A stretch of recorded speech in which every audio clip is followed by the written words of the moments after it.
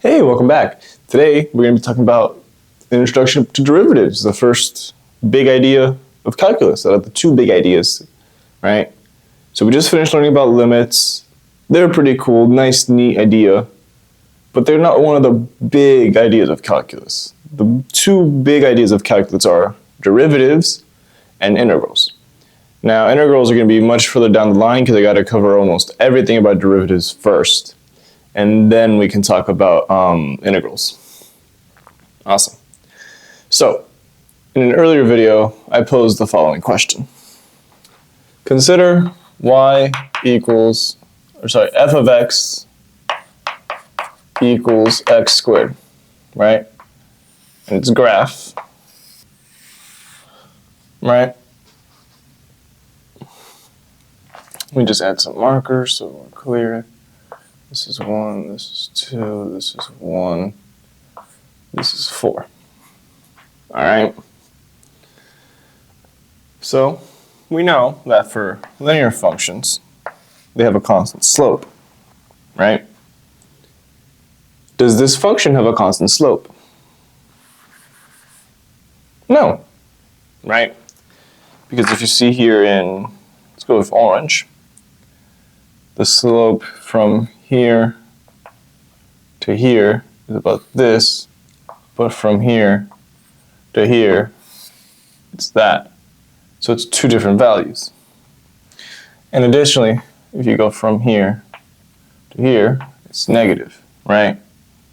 So there's not constant slopes, they might even be changing signs. You know, it's kind of a doozy. I just erased most of the graph. Oh well, right?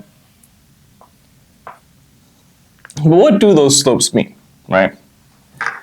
Say I want the slope from here to here, right? The orange line. Well, this is just going to be y2 minus y1 over x2 minus x1, or the change in y over the change in x. Well, it's the average slope on that interval, right? So the slope we've done so far, 2-point slope, right? This is the average slope. Now, a very fancy word for it is the secant line. Secant means it intersects twice, right? Okay, well, if that's the secant line, what about if we get infinitely closer? That's the big idea, right? Say I want the instantaneous, so at that small instance, the slope at 1, right? Well, this orange line is not a good approximation, right? However, this red line is a better approximation, right? And we got much closer. What if we do it again with this green line? Not quite there yet, but very close, right? So what we want is the function at 1, I'm sorry, the bottom. The bottom makes more sense, right? We want the change in x to equal 0. Wait, change in x equals 0, that means there's no change. Correct. Because we want it at just that instance, right? So we're going to say the change in x equals h.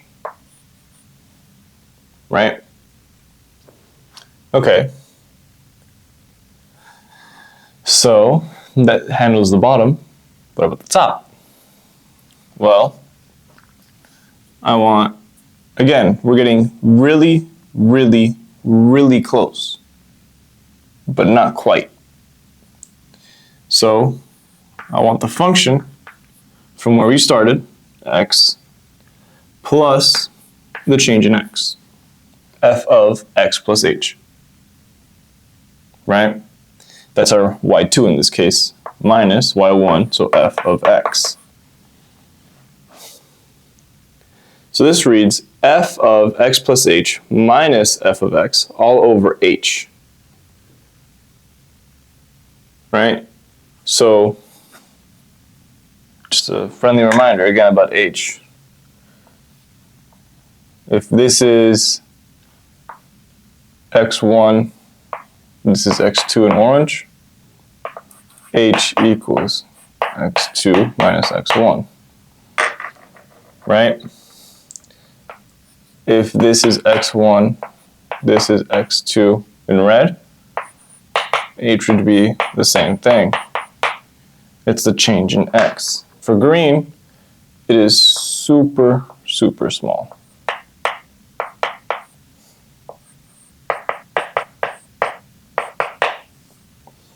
Right? So because we wanted just an instance, this has to go to as small a number as possible. Right? Well, the smallest number possible is nothing. So we want it to go to 0. But wait, how can we, in terms of some calculus, tell it to go to 0? We can take the limit as h goes to 0. Okay.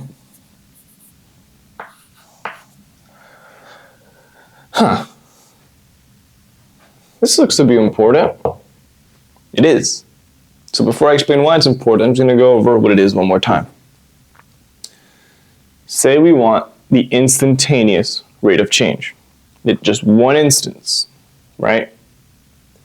Well, if this is our well-known 2-point slope formula, we want the change in x to go to 0, right? So we're going to say the change in x equals h. It can be any variable. Typically, it's h, right? So we have to divide by the change in x, which is h, and then we have y2 minus y1. y1 is where we're at. y2 is where we're at plus h, right? And because we want this to go to just nothing, we take the limit as h goes to 0. So this limit here is the definition of a derivative. So a derivative is the instantaneous rate of change, right? Okay, well, it's nice to know, but let's see, that's two different variables. Or sorry, one variable, x, but then there's an h. I don't really know how to work with that. And then I have to get a limit of all that? Man. This is a tedious and annoying way of taking a derivative, but you are expected to know how to do it. So let's do it with our function. F of x equals x squared. Right? So we want limit h goes to 0, f of x plus h minus f of x over h. Okay, our limit's still there. We haven't plugged it in yet. Why have I not plugged it in right away? Because if I do, I'm going to divide by 0. So there's no point. Right? Well, f of x is x squared, so I can just write that down. Now, what does it mean by f of x plus h?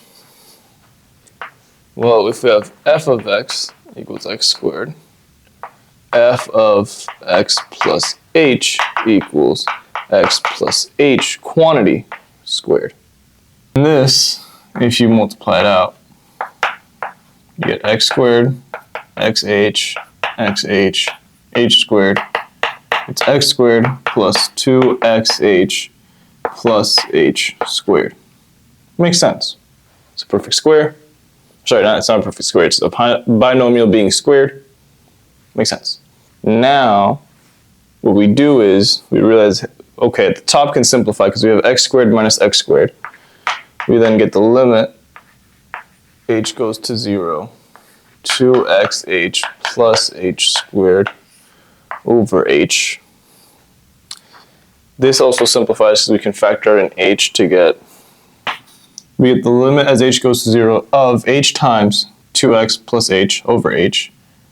H's cancel. We then get the limit h goes to 0 of 2x plus h. And this limit is just 2x. So our derivative is 2x. But how can we write that in terms of notation? Well, there is, I believe, 3 different ways. /4, right? The first one is f apostrophe of x equals 2x. F prime of x. Prime denotes derivative. D over dx means the derivative with respect to x of x squared is 2x. Y prime equals 2x because we can just say y equals. And the one that sort of is unique, sort of not, but is very common nonetheless. The change in y with respect to x equals, oops, typo, 2x. Now, this should make the most sense because this is very similar to this, right? Change in y with respect to change in y divided by the change in x. Change in y divided by the change in x. So that poses the question. What is the difference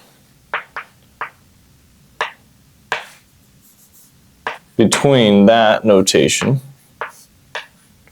and this notation? Delta y over delta x versus, these are commonly called the dy dx. What's the difference? This deals with a finite number, right? It's the change from this point to this point. We don't care about the little changes in between. This deals with the infinitesimally small changes between the two numbers, right? 2-point slope versus 1-point slope, essentially. All right? Now, this is one big idea. Do not be afraid to look back, read the book, look at more resources, slow down and think about it. It should be something that you understand a bit more than you should need to just be comfortable with it. Okay?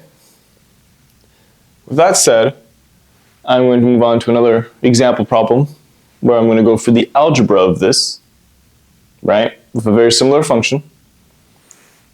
Pause the video if you still need to look at the screen and synthesize the information. But otherwise, let's move on to the next example. All right, now, similar example, except instead of x squared, it's x cubed. Give this one a try.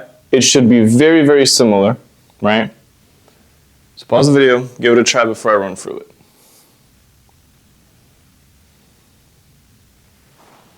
All right, so we want the limit x goes to 0 of all this f of x plus h minus f of x over h.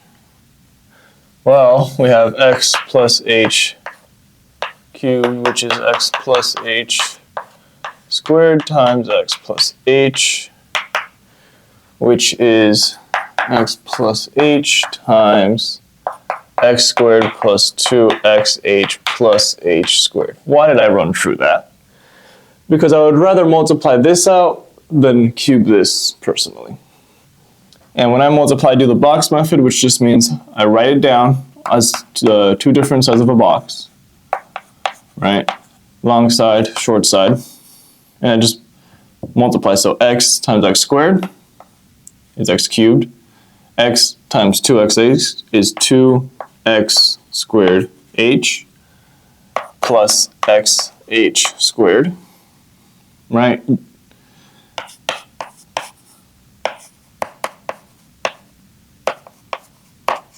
This all comes out to x cubed plus 3x squared h plus 3x h squared plus h cubed. Bring it back over here. Same limit, has not changed. I just gotta write this all out. Right, when you plug that and this into this, you get this mumbo jumbo, which is limit as x goes to 0 of x cubed plus 3x squared h plus 3x h squared plus h cubed minus x cubed all over h. X cubed minus x cubed is 0. So we get the limit h goes to 0 of, now I'm going to factor out an h from all of these to get h times 3x squared plus 3xh plus h squared over h, cancels out.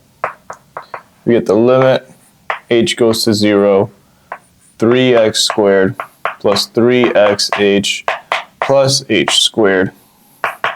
And this you should be able to realize you can just plug in, right?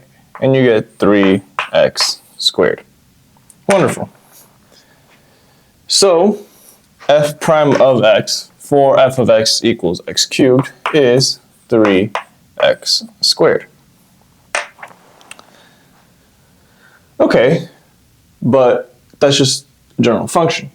We said this was a slope, an instantaneous slope at that, so we should only need 1 point to find the slope value. Close.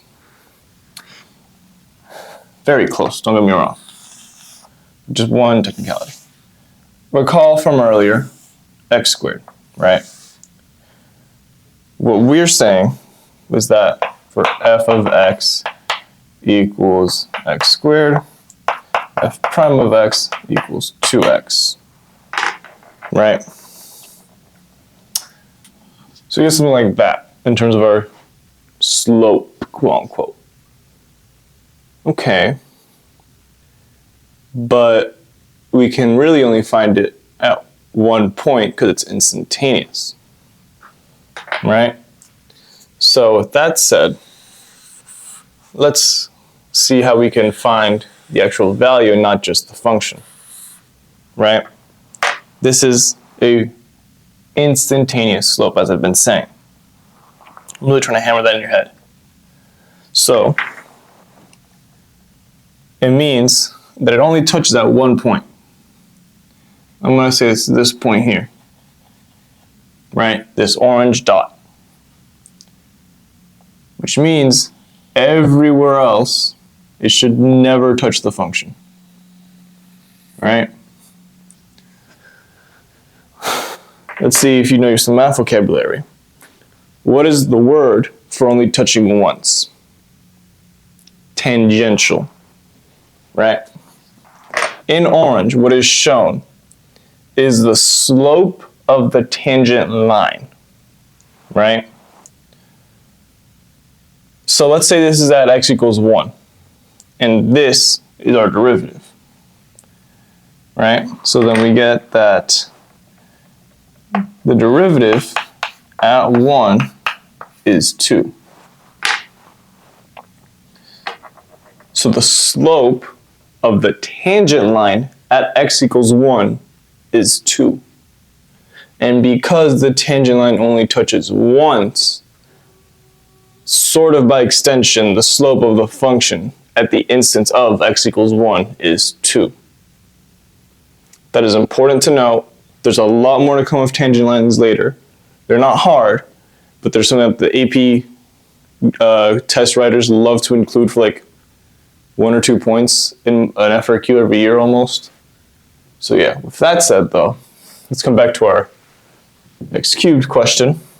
What's the derivative of x cubed evaluated, that's what this line means, at x equals 2? Well, you get 3 times 2 squared, 12. Right? Not hard. Now, before I move on to the last practice question, I want to just sorry, the second to last practice question. Let's talk about this notation.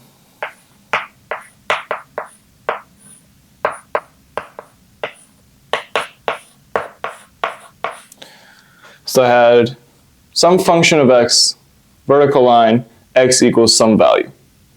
This is the same thing as just saying plug in this value or f of that value, okay? So now, we can agree all of this is getting a bit tedious. So let's move on to another example. And maybe you've noticed the pattern between derivatives and their function for a polynomial. And if you have, good job.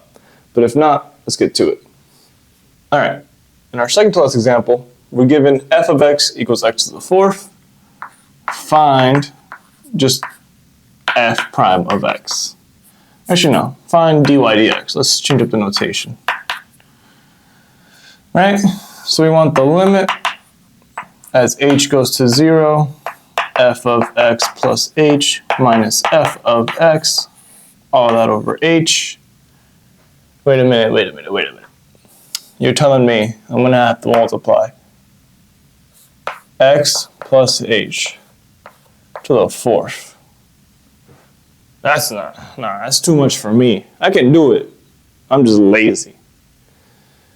So let's see the pattern we realized, if you realized it. From our previous two examples, we have this. Right? What pattern do you see? Well, we have some power of x, right? X to the n. Then we get that old power times x to the 1 minus that old power. Interesting, right?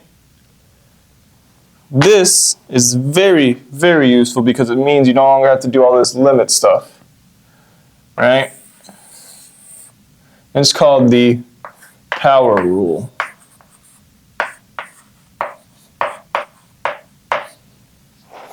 Now, it only works for polynomials, right? So keep that in mind, all right? With this power rule, instead of doing this, we say, okay, we have x to the fourth. The old power is to the fourth. 4 minus 1 is 3. So we get 4 times x cubed. Wow. That's so much more faster, right? Really useful. Now, let me pose some other questions. What if we had f of x to the fourth plus, actually no. Let's just say we had f of x equals 3, right? Well, let's not even do calculus for this. We're still going to find its derivative, but we don't need calculus. Right? If you graph f of x equals 3, it is a horizontal line at y equals 3. What's the slope of this line? 0, because the change in y equals 0, right? So f prime of x is 0. How can we make sense of that with this? Well, consider 3 times x to the 0. X to the 0 is just 1, right? Then you get 3 times 0 times x to the negative 1. But this all just equals 0 because you're multiplying by 0. Okay. Well, then what about negative powers? Right? We know that they exist. Are they still valid for this? What about x to the negative 1? It works. Negative 1 times x to the negative 2. Or really, just negative x to the negative 2. Okay, well, what if it's not a whole power, right? Because if we have square root of x, this is x to the 1/2. It still works. You have 1/2 x to the negative 1/2, or 1/2 root x. Interesting. Well, let's go back to the original, right? Let's say we have 2x squared. We have 2 times x squared, 2 times 2x, 4x. So if we multiply it by 2 and we take a derivative, the derivative is also multiplied by 2. Neat. Now why did I do all this? Well, it was to show you the first 3 rules of derivatives. Right? So there's 3 rules that we learned today about derivatives. The power rule, the derivative of a constant. In this case, I'm using k because there's a lot of parentheses. I don't want to mistake a c for a k. Right? K, a constant, is 0. And the derivative of a constant times a function is just the constant times the derivative of that function. Interesting. Now, as for this, there's no practice questions because maybe you can look at the book and do 1 or 2 more definitions, but everything else is going to build upon this, and you're going to realize you're not going to really be questioned on this. Like, you'll get used to the power rule, it'll become second nature, right? So, thank you for watching. I hope I explained this very interesting topic very well. This is universally applied in almost every science. If this was helpful, consider leaving a like, right? If it wasn't helpful, leave a comment as to how I can improve. If I was super helpful, maybe subscribe, that'd be appreciated. But yeah, as always, free Calc 1 book in the description. Thank you for watching. Have a nice day.